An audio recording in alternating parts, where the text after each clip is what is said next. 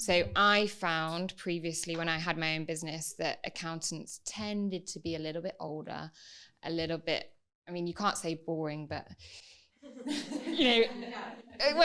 they didn't look like Ria, and they weren't maybe as approachable. So I found that I'd get really stuck with questions, and I felt a bit intimidated to ask them.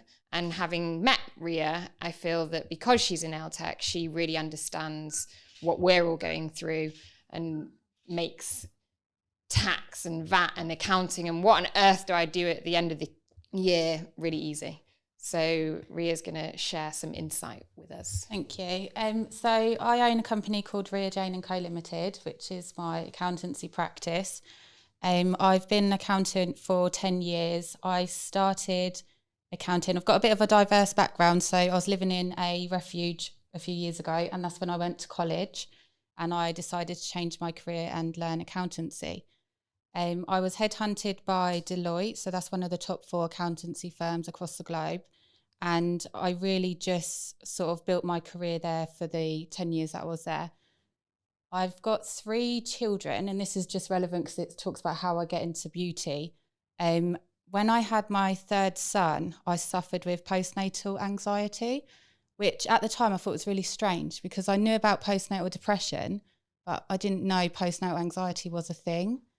And I had a lot of time off work, and I decided to train in beauty as it was like my outlet, the creativity, the social side of it. And I was at a crossroads, and I thought that's what I wanted to do, was to set up a home-based beauty business. My mum actually gets her nails done, and I said to her I was going to do nails, and she said, the only way I'm going to come to you for my nails is if you train in biosculpture. Because she was like, because that's the premium gel polish, that's what I use, look how healthy my nails are. So it was my mum who introduced me to the product, and then I trained with bio. Thank you, Ria's mum. Yeah. When I completed training, I started offering beauty services sort of as a side job, as most do from home around my office job. I had a lot of sick leave off because of my medical, sort of the anxiety and things. And I built up my clientele in the beauty side of things and decided I was going to leave accounting and set up working from home. When I did leave accounting, I realised because of my story getting into the accountancy world, I couldn't just let that go. And I found on all my training courses, I was starting to get a lot of WhatsApp groups of people. As soon as they knew I was an accountant, it'd be like, how do we set up? How do we do our tax return? And all those sort of things. So I had lots of WhatsApp groups sort of from my studies in nails and lashes, and I'd done waxing as well. And then one day I was at home going through my WhatsApp chats, and I thought, this is what I'm going to do. I'm going to be the accountant to the beauty industry. And it's been the first year, and it's going really, really well. And what I am noticing, which is what I want to talk about today, is some of the pain points that I'm noticing in the industry. And it was quite interesting to see that a lot of people here work from home and are mobile as well, and sole traders, because that's covered a lot by what I'm going to talk about today. And one of the things I'll touch on slightly about being a sole trader is if you are working within a salon environment and you're self-employed, just ensure that you're not actually an employee in disguise, because there's some rules that you need to adhere to for employment tax and for the personal tax side of things. So just to give you an example, because it might sound a bit like jargon at the moment, but if you're a self-employed business, you should be able to determine your own work hours, your own prices. If you're ill one day and you've got a client, you should be able to send somebody else in. So even if you are in a salon environment, if you're a sole trader, that's how you should be able to run your own business. If you are a salon owner and you've got self-employed workers, you need to make sure that they know their rights, because if things turn a bit sour, they can go to a tribunal and you can be sued because they haven't been getting all their employee rights, like paid holidays and things. So that's something that I wanted to mention today. So if I work in a salon at the moment and I feel that whilst I am a sole trader, but actually it feels that I have to be in the salon, it feels that I am employed, what's the best thing to do? Speak to my boss, or whose responsibility is it? Is it for my boss to make sure I'm doing the right thing and I'm in the right sort of job role, or is it for me? Does that? As a sole trader, it's your own responsibility. So everything is. But at the same time, if you are a salon owner, you should have the right self-employed workers agreements in place. So that would cover the salon owner and the worker. Because there's nothing worse than, say, after 3 years, your self-employed worker leaves and they've had a child in that time and they didn't get maternity leave, they haven't had their sick pay, you've got to back pay all of that plus the taxes that you haven't been paying because you wasn't registered as an employer. So yeah, so it's more risky for the salon owners, but if you're thinking of the self-employed side of things, I just think it's really important that these workers know their rights, because if you're running a sole trade business, you are in control. So there's some girls who they have to do so many sets in a day, or they can't have days off, and the working environment's getting a bit hostile because they're trying to have days off and stuff. But they do still have some rights. So I do work with a HR specialist as well and advise on that. But I just wanted to mention it because it's really popular at the moment. Yeah, definitely. And there are a lot of self-employed workers who are going into a salon environment. Another thing as well, and it's not, the big motivational pitch I'm going to give now, but the question that I ask all my clients and people I meet to think about, it's not like where are you now on your life journey, but I liken it to a tax journey. So where are you now on your tax journey? And during my talk today, I just want you to try and think about at every point, how it relates to you and your own tax journey, because what we're going to talk about today will apply to everybody in the room from what I've heard from the introductions. So I'll start. Yeah, I was going to say, where does it start? Let's say tomorrow I set up my business, I finally have a client. Mm-hmm. Where am I on my tax journey? Okay, so at the beginning of your tax journey, you're open for business, you're seen to be trading, so people are paying for your services, you're advertising online, which is a big thing. HMRC can see your Facebook and they can see, your online Instagram. So if you're saying you're fully booked, but you're not declaring any income, you will get a copy of your printouts, or you can get a copy of your Facebook page printed out for your door and asked to explain it. Because you see people do say fully booked, not taking any more clients. Yeah, I've known of someone in the past who they did get a printout of all their Facebook and asking them about their income for the previous tax year. They did say that they were only taking on models, but HMRC wasn't happy with that response. So they had to then file a tax return. So the first part of the tax journey, you need to decide if you're at the stage to register as a sole trade business. So that means registering with HMRC, telling them that you're open for business. It takes a few seconds online. You don't have to pay for it. One of the things to notice with that, if you are set to earn less than 1,000 in your first tax year, you don't have to register, because there's something called the trader's allowance that's available. I see on the Facebook groups, a lot of people are recommending the trader's allowance to new businesses, which is absolutely great. It is an allowance that is available. But if you've got over £1,000 allowable expenses, then it's not beneficial for you, because if you take the trader's allowance, you can't claim for all those business costs. And then business costs while I'm thinking of it. So anything that you buy for your business that is wholly and exclusively for the purpose of the trade, that's how you know if it's allowable as a tax deductible expenditure. So what that means is if you make 1,000 in a month, but you've bought £600 worth of products for your business, nail polishes, gel polishes, the lamps, the brushes, that then reduces your taxable profit. So what can I include? All your products, all your brushes, all your I've forgotten what it's called, the blue stuff, the cleaning, sterilising. Yeah, all of that. All of that. Yeah, everything is included if it's for the business. Working from home, this is a really useful one as well. There is a flat rate that is available that you can claim for the hours that you work from home.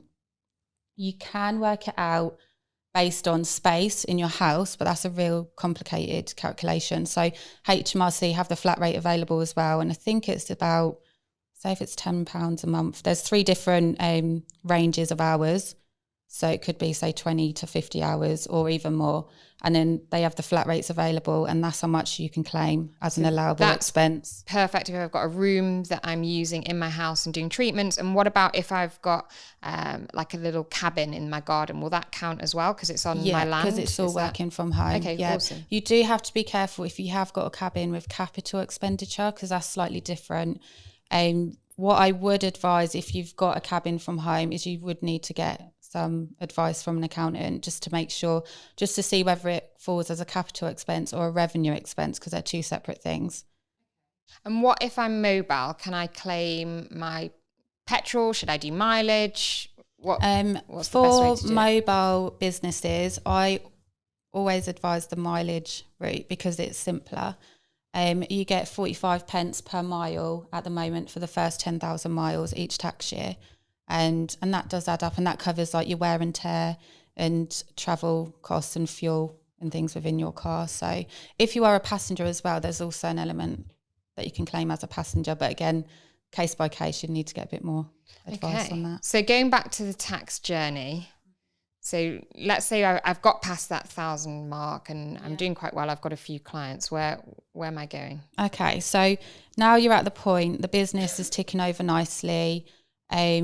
I will say to keep track of all your income and things, it is useful to use your booking software because you can download like CSV files and it will give you an Excel spreadsheet that shows all your income that you've got through your booking system. Okay, so what, like Forest or something like that? And then there's Forest. Forest is really popular for the larger salons. Okay. I think the price range is quite high compared. Yeah. There are some free alternatives. I think Schedule is one that I use myself for my own beauty business in the beginning. That's free. Booking Beautiful's a reasonably priced system as well. And I know they have got a download for your accountant within their software. What if, I'm traditional, I'm using paper and pen. Mm-hmm. Is that okay? Yeah, that's absolutely fine. You need to keep accounting records. That's a must because you can get fined up to £3,000 if you don't. And accounting records for a sole trader could be a simple sheet of paper with a list of your income and your expenses for the tax year, and that's April to April, so it's not January to December. So I could even use a book, and at the front maybe all my clients that I see, and at the back just keep a list of all my expenses. Yeah. And keep all my receipts, or keep all your receipts. Things are moving on now. We're in a digital era, so you can keep pictures and save it like on a Dropbox and things. So HMRC will accept that because HMRC can inquire at any point. So that's why it's important to have it all there. But so we're on the tax journey. Business is going really, really well. And this is the part where your income's probably, you're going to be making 12,000, 15,000, maybe 20,000 a year. When you start getting to 30, 40,000, it's really important to start thinking about incorporating your business. So that's registering as a limited company. It sounds quite serious, and it is really fun when my clients do incorporate. They celebrate because they're a director or CEO, and it's really cool for them. But one of the benefits to registering in is the rate of tax. So corporation tax is only 19%. And if you are a sole trader, once you get to £50,000, you'll start being charged 40% tax. Okay. So there's a huge difference. So when your turnover does start increasing, incorporating is definitely the way to go. So once I get to, did you say about 30,000? I'd start thinking about becoming a limited company. Yeah. And is that easy? It's not as easy as setting up as a sole trader. There is a small fee to pay Companies House. Sometimes it's around £13. Okay. But the form's just a bit more complex. But nothing that can't be done from home. But so you have like the name of the directors. You've got to choose some articles of association. So it gets a bit business. So should I get an accountant to do it, or could I do it myself? It can be done by yourself. Okay, it can. It's just, it sometimes throws people when they first go to sign up because they're like, what does this word even mean? What is this document? But there's lots of information online, like free information, gov.uk, and a website called Informe as well. They'll give you step-by-step guidance if you haven't got an accountant, so it can be done. Okay, so I'm a limited company, things are going well, my revenue's going up. Mm-hmm. What's the next part of my journey? The next part of the journey, this is the other pain point I'm noticing from the forums and some of the queries I'm getting is VAT. And I say it because I'm like, because everyone hates it so much. But it really shouldn't be something to fear. If you're planning correctly and you're organised on your tax journey, it's really not that scary. So the VAT threshold is £85,000. So once you start turning over £85,000, you need to register for VAT. One thing that people don't realise is that £85,000 isn't based on the tax year. It's actually based on a 12-month rolling basis. Okay. And 12-month rolling is the last 12 months added up. Is that correct? Yeah. So every single month, whatever stage of the tax journey you're on. Yeah. So if we get to the end of November, we'll add up the income for November and then count back 12 months. Okay. So you do that every single month just so that you know when you hit that threshold, because if you don't, you will get penalties for not registering on time and you will have to pay the backdated VAT. So if you hit the threshold at the end of April, but you only check your figures the following year, you've got a whole year's worth of VAT to pay. And I'll have to do that. You have to do it. And they don't really give you payment plans and things like that. You don't get someone ringing to say, oh, how is your financial situation? You don't get that sort of help straight away. You'll get the letter through the post and it will say you owe, and it could be £10,000, £20,000 worth of VAT. Whereas if I've planned for it, then I know it's happening, so I can You make can sure register. that I've put that money to one side. Yeah. Whereas if I don't know it's happening, it could be quite scary. Yeah, and another thing as well that's really important for VAT, because a lot of people say VAT has ruined their business and things like that. And in my experience, what I find is not planning for VAT is what ruins the business. So either you're registering late, so you've got that big massive debt that you have to pay and you're going to go out of business paying it.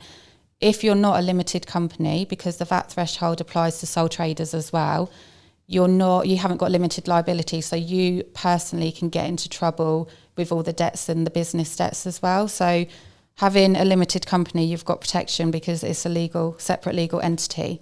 So if the limited company gets into trouble for VAT, that's on the limited company and it can be dissolved and things like that. But if it's a personal debt, then that's you as the individual have to deal with that.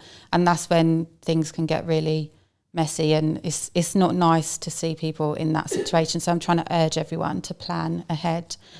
One of the things as well that will help VAT is retail.